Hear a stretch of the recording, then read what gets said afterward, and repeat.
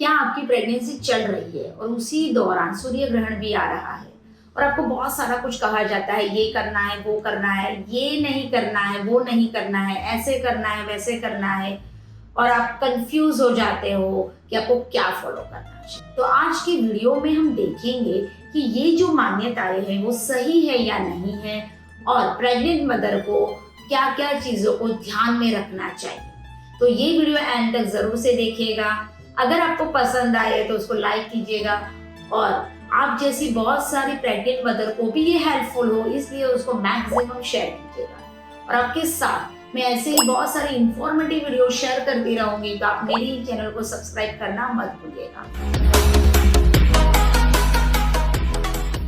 Hello mothers, मैं doctor Khushboo Patel, Ayurveda expert, infertility expert and गर्भ संस्कार कोच।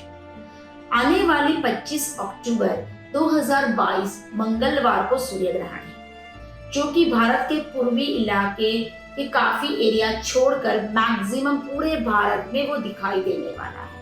और साथ साथ में वो यूरोप, दक्षिण पूर्व एशिया, उत्तर पूर्व अफ्रीका और अटलांटिक महासागर के काफी एरिया में वो दिखाई देने वाला है। स्पेसिफिकली भारत का जो टाइमिंग है वो 2:28 से लेकर 6:32 तक वो दिखाई देने वाला है। सूर्य ग्रहण के पहले के 12 घंटे को सूतक काल माना जाता है। पहले तो हम समझते हैं कि सूर्य ग्रहण के, जिसको सोलर एक्लिप्स कहते हैं, उसमें होता क्या है। वैज्ञानिक तौर पर यह खगोलीय घटना है जिसमें सूर्य और पृथ्वी के बीच में चंद्र यानी मून आ जाता है और उस वजह से सूर्य ढक जाता है, और सूर्य की जो किरणें हैं वो पृथ्वी के काफी हिस्से पर डायरेक्टली नहीं आती है और उसको सूर्य ग्रहण कहा जाता है। सूर्य ग्रहण के दौरान प्रेग्नेंट मदर को स्पेसिफिकली बहुत सारी चीजों की केयर करने के लिए कहा जाता है, बट साइंटिफिकली कोई चीज प्रूफ नहीं हुई है कि सूर्य ग्रहण से हमारे बॉडी पे हार्मफुल इफेक्ट होती है। बट कोई तो तथ्य होगा कि जिसकी वजह से हमारे कल्चर में इसका उल्लेख किया गया है। तो हम ये जो मान्यताएं हैं उसको वन बाय वन समझने की कोशिश करते हैं। सबसे पहले है, प्रेग्नेंट मदर को घर से बाहर नहीं जाना है। पुराने जमाने में इलेक्ट्रिसिटी नहीं थी यानी लाइट नहीं थी, और उसकी वजह से अंधेरा हो जाता था, और सूर्य ग्रहण के दौरान अगर प्रेग्नेंट मदर बाहर जाए तो उसको चोट लगने का डर रहता है। साथ साथ में जंतु जानवर भी होते थे तो उससे भी उसको खतरा होता है। और वैसे भी प्रेग्नेंट मदर को अपना बैलेंस रखने में बहुत दिक्कत होती है, तो जब वो अंधेरे में बाहर जाएगी तो उसको गिरने का भी भय रहता था। इस वजह से उसको बाहर नहीं निकाला जाता था। अभी आपको बाहर जाना है तो जा सकते हैं, बट सूर्य ग्रहण के दौरान अगर आपको ट्रैवल करना है तो आपको एक चीज का ध्यान रखना है कि आप अपने बॉडी को कवर कीजिए जिससे सूर्य की हार्मफुल किरणें आपको इफेक्ट ना करें। और वैसे भी आप बाहर निकलोगे तो भी आप और आपका बच्चा सेफ रहेगा।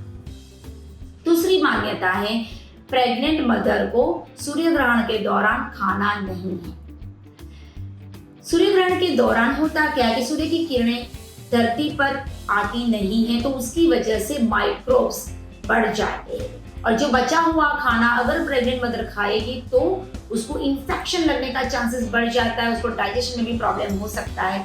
इस वजह से प्रेग्नेंट मदर को खाना नहीं खाना दिया जाता था। और तब क्या करते थे वो लोग, जितना भी खाना बचा हुआ था यानी पानी है, दूध है, या जो कुछ भी खाना है, उसके ऊपर तुलसी के पत्ते डाल देते थे। उसका क्या रीजन है? अकॉर्डिंग टू आयुर्वेदिक, तुलसी के पत्ते के अंदर बहुत सारे anti microbial, anti inflammatory properties पाई जाती है, साथ साथ में वो ब्लड प्योरीफायर भी है।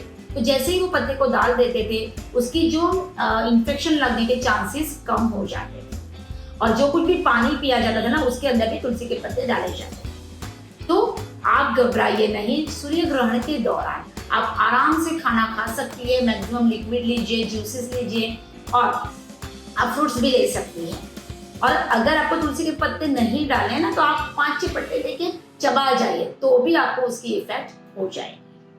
तीसरी मान्यता है, प्रेग्नेंट मदर कोई भी धारदार चीज़ें जैसे कि चाकू है या फिर कैंची है वो हाथ में नहीं ले सकती है, वो सुई धागा भी नहीं ले सकती है। तो जैसे मैंने पहले बताया कि पुराने ज़माने में इलेक्ट्रिसिटी नहीं थी तो अंधेरा हो जाता था और रोशनी कम होने की वजह से अगर प्रेग्नेंट मदर चाकू या कुछ हाथ में ले, धारदार चीज़ें हाथ में ले, तो उसको चोट लग सकती थी, इसलिए प्रेग्नेंट मदर को वो हाथ में नहीं दिया जाता था।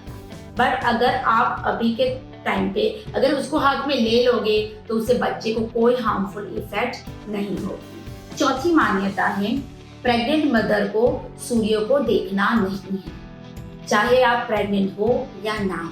सूर्य ग्रहण के दौरान अगर आप सूर्य को डायरेक्टली देखेगी तो सूर्य की जो किरणें हैं वो आपकी आंखों की रेटिना को डैमेज कर सकती है, तो आपको वैसे भी सूर्य ग्रहण डायरेक्टली नहीं देखना चाहिए। पांचवी मान्यता है कि प्रेग्नेंट मदर को सूर्य ग्रहण के दौरान मंत्र चैंटिंग करना चाहिए, भगवान का नाम लेना चाहिए। तो ऐसा क्यों कहा जाता था?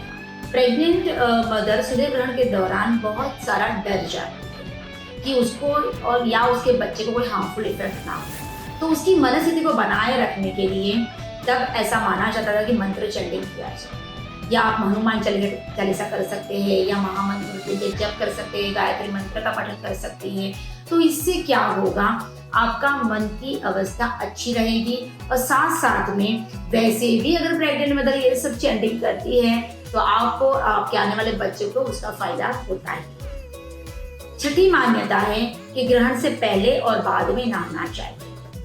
तो ऐसा माना जाता था कि ग्रहण के समय जो सूर्य की किरणों की हार्मफुल इफेक्ट हमारे बॉडी के ऊपर होती है तो नहाने के कारण वो वॉश आउट हो जाती है। बट अगर इसको करे या ना करे उसके बहुत सारा कुछ फर्क नहीं पड़ता।